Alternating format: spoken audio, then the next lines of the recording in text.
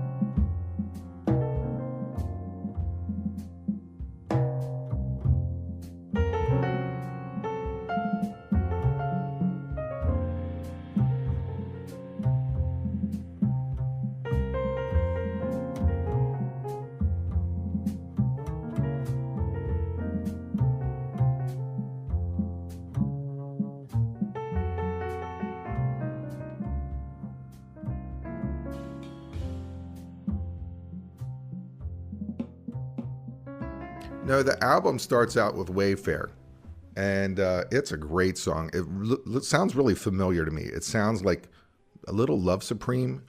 It's something that I think that Mingus would really like to do. I think it would be on his album if he was still alive. I think it's really cool. Thank you. Thanks. That's a great compliment. Yeah, well, it is a great compliment, and I think that he would die to make that song. Now, how did you guys develop it, and what were your influences of that song? With Wafer, this is one of my compositions, and I really wanted to push myself to write something in a way that I hadn't written before. The goal of this was to end the song in a different way, using different material than at the beginning, so that you're really kind of going on a journey and you don't end up in the same place, which is kind of a departure from what a lot of people think of when they think of a jazz tune, because on a standard, for example, you'll play the head, you'll improvise, and then you'll play the head again. But with this tune, I wanted to play a melody, then allow for some improvisation, and then end up with a different melody. Of course, related to the material that you've heard, but just not directly stating that. And so that was kind of how I structured the composition, and it became kind of a story.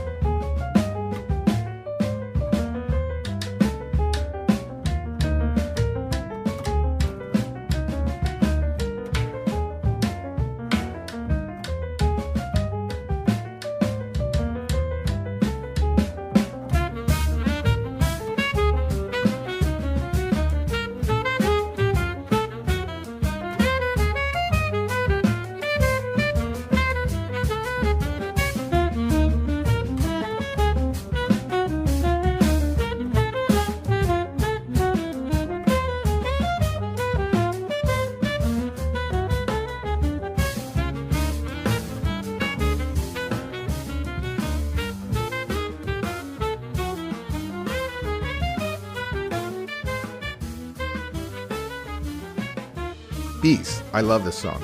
How did you compose this, and how did this come about? So Ethan wrote this one. So I'll do my best to answer on his behalf. When he wrote this, he was taking some courses at Juilliard in classical composition. Because he was taking all of these composition classes, he was getting into some different territory than what is found elsewhere on the record. What I like about this album, Bluer Than You Think, is that it really does sound familiar to the ear, but it's obviously that you have original songs here and you're creative. As a team, it seems like you guys are so knowledgeable about jazz in general and the history of jazz.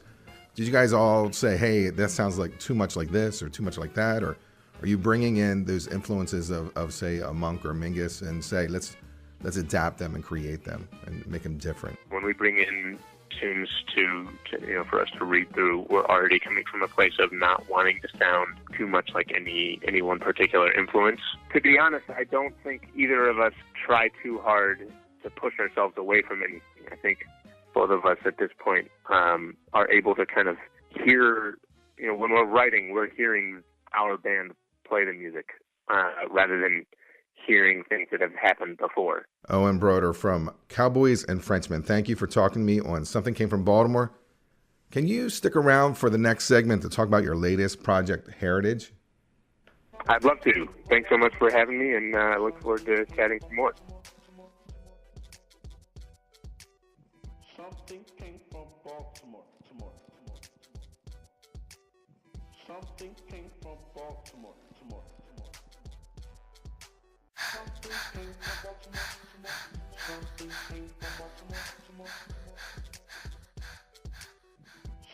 Welcome back to the second half of Something Came from Baltimore. My name is Tom Gauker, and we kept saxophonist composer Owen Broder on the phone with us. First segment, we talked about the band's new recording, Bluer Than You Think. In this segment, we're going to chat with Owen Broder about his new solo project called Heritage, which will be released on March 1st. First off, Owen, welcome back to the segment 2 of the show, and I'm glad that you can stick around, and I'm excited about this new project of yours. Thank you. Thanks for having me, and I'm looking forward to talking to you about this. So explain to the audience, what is ArtShare? ArtShare is, first of all, the original crowdfunding platform. It came before Kickstarter or GoFundMe, any of these other platforms. It's the original crowdfunding platform. Unlike the others, it is specifically for artists, for musicians. And what they do is they capitalize on, or they really make the creative process, building the project from its conception all the way through the release, they make that accessible to the fans of the musicians in a way that they feel involved. They are involved. They're an important part of the process. They, get updated videos, photos, and downloads, different ways that will let them be a part of the process of making a project step by step. Now, did you create this project, or did you get involved in it halfway through the process, or how was your involvement in this process? So I'm the leader of this project, and I thought of this project about a year and a half ago. So a good friend of mine kind of put the idea in my head, or just asked me if you could do anything, what would your dream project? And with our first Cowboys and Frenchmen record, there was one track called Man of Constant Sorrow it's my arrangement of an American folk song, and that particular track got some attention, and it's one of my favorite arrangements that I've done play, and that kind of got me into this American roots world. And so when my friend asked me what would I want to do if I could do anything, I thought, well, it would be to kind of build on that idea, digging into some of America's early music, especially considering how much crossover is happening in jazz right now. People are tapping into different kinds of music all under the umbrella of jazz, but American roots has not been a part of that integration. So I kind of felt like there was something to be explored there, and so that's where this project, Heritage, came from. My first thought is that this is like Yo-Yo Ma's Silk Road, where he took influences around the world and kind of melded together. But in this case, you guys are just taking all American influences and melding them together. I think that's a great analogy, yeah. Now, is your band for this called American Roots Project? Right. So the group is called the American Roots Project, and the album that we're coming out with is called Heritage. Let's talk about the first song that I have listed, Going Up Home. Could you explain to the audience what that's about? And this is a composition I wrote called Going Up Home, and the idea was to write an original melody. This is all original material, but it's drawing on the influences of music that I've listened to that comes out of the Appalachian Mountains. You hear this kind of Appalachian-influenced melody be presented in a way that is a little bit closer to its original source and slowly morph into a more jazz context. So it's taking kind of that Appalachian melodic material and then putting it through the lens of a modern jazz ensemble.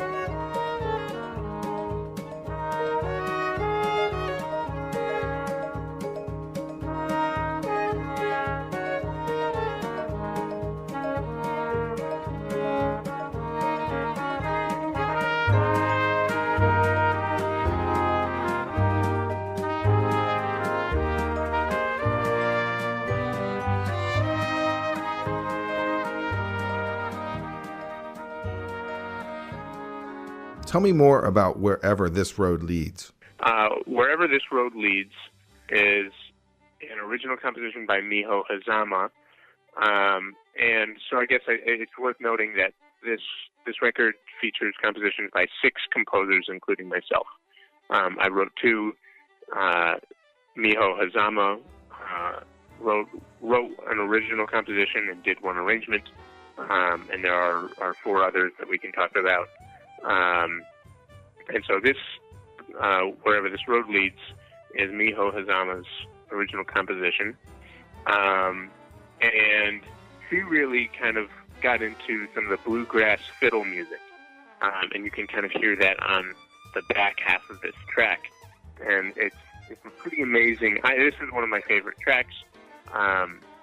She really ties in, jazz and this branch of American roots, kind of the bluegrass fiddle music, in an amazing way, I think. You don't necessarily get the bluegrass right out of the gate, but then it becomes obvious, and at the very end, she integrates the two in a really, really very cool way.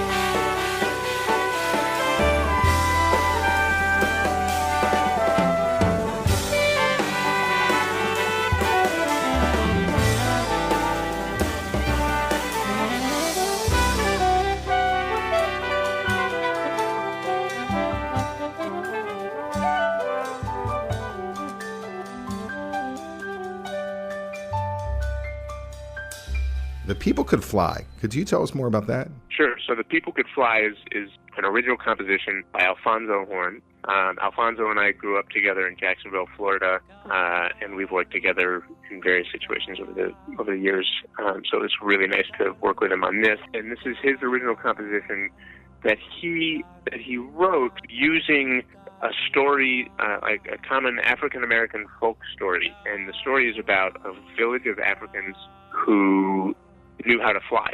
They were captured and taken into slavery and brought over to the U.S., and many of them forgot how to fly.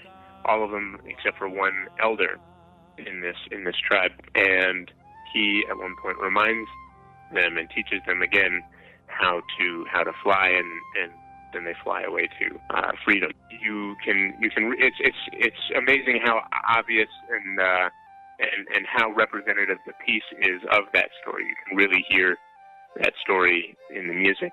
And the word that they use to fly is karuka, and that's the word that you hear throughout this piece.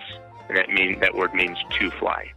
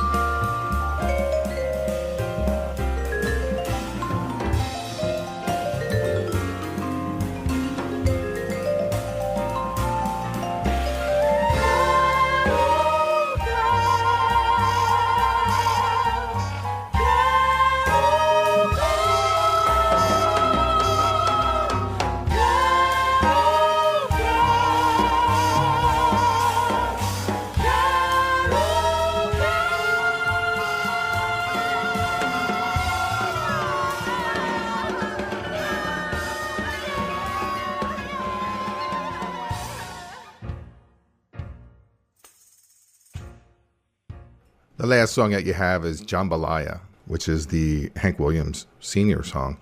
Why did you decide to play that song and take it to the next level? So this arrangement is an exciting kind of addition to the album.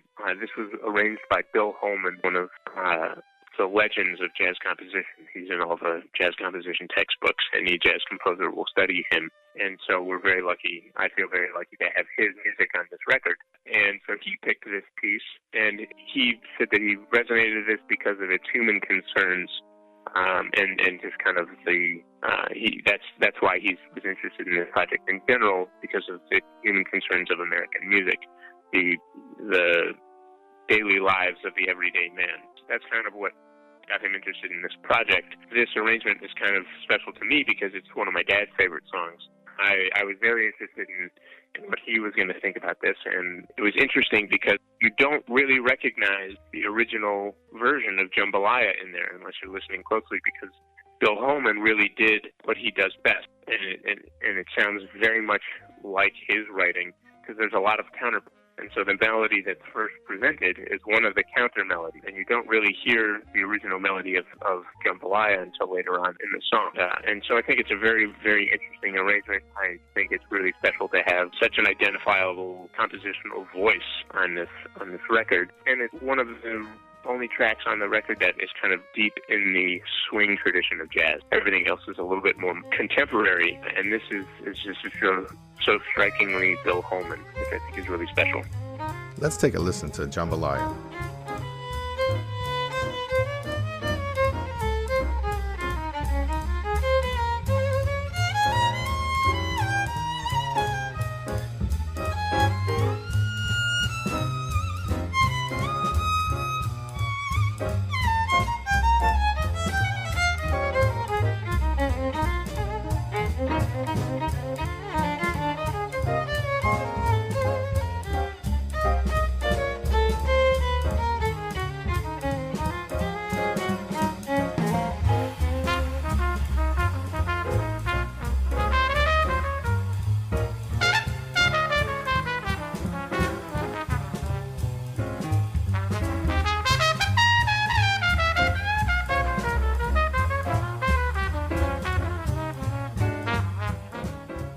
Do you have plans to hit the road with this group?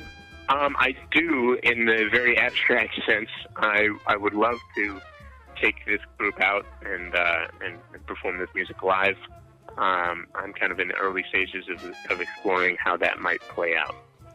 What I'm hearing is it's a fantastic album. I'm glad that you're able to talk to me about it.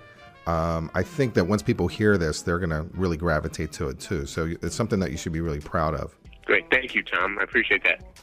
Thank you, Owen Broder, for visiting Something Came from Baltimore, discussing your work with Cowboys and Frenchmen, and the latest recording, Bluer Than You Think, and then sharing us your new recording, Heritage. Something came from Baltimore.